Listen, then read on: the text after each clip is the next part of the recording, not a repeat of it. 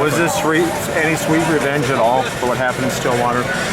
I don't like to use the word revenge, but it was, definitely a redemption. Just trying to get back to, proving it to myself that I can do it. I wouldn't say that I wanted to prove it to everybody else. I wanted to prove it to myself. I didn't feel like I wrestled well in Stillwater, and he capitalized on it. And I mean, I'm not gonna lie, he destroyed me. But you destroyed him here. Yeah, that was just all mentality of I want to get after it, and chips are all they were. Okay. Go ahead. Talk about you, big hug from your dad there right when you won. Talk about what it's like having him in your corner and sharing this special moment with him. It's absolutely fantastic having my dad in my corner. He's just always been there. I mean, he's the one that got me started in wrestling when I was like 4 years old, and he's just been in the corner ever since. And it's just a great experience being able to, come right off the mat, and the first person that you get to, hug and share with is your father. I mean, it's an amazing experience. And I'm really going to miss him when I head off to U of M.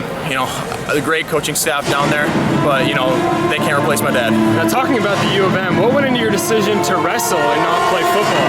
Just, again, I started when I was 4 years old rather than football starting in 4th grade. And I've just lived it longer. I mean, I love football, don't get me wrong, but it came down to the choice of which one I miss more, and I just couldn't live without wrestling. Adam, would you have been here had you won in Stillwater? Yeah, I would still be here going at it. Would I have been as determined?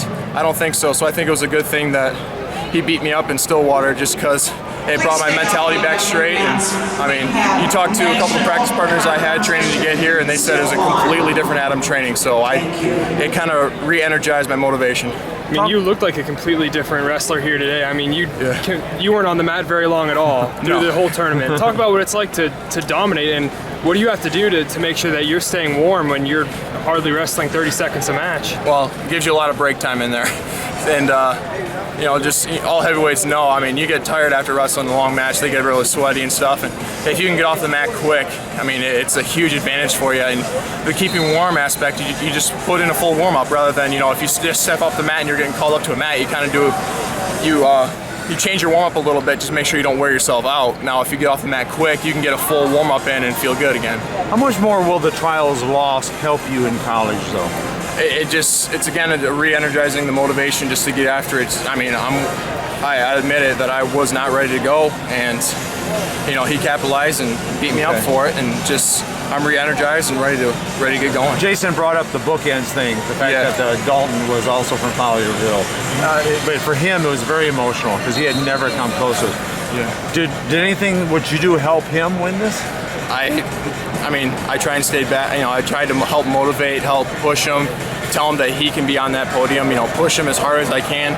I can't really practice with him to push him, but I can try and pick his brain and push him mentally. So he did the physical work, and I mean, I helped out a little bit of mentally, but after that, I had to let him run his course. Was he aware of the disappointment that you suffered in Stillwater when you came here? I don't think he understood it completely. I don't think anyone understands it completely. I mean, when you suffer a loss like that, I think the only person that can really know how hard it is your own self. You're the one that's critiquing yourself. You're the one that lives with it. So I don't think anyone really knows how hurt that I was that I had wrestled like that. It wasn't the loss itself, it was the way I wrestled. Now, one win away from a second Triple Crown at the junior level. What would a second in a row mean for you? I mean, it's just a huge honor that, is down the road.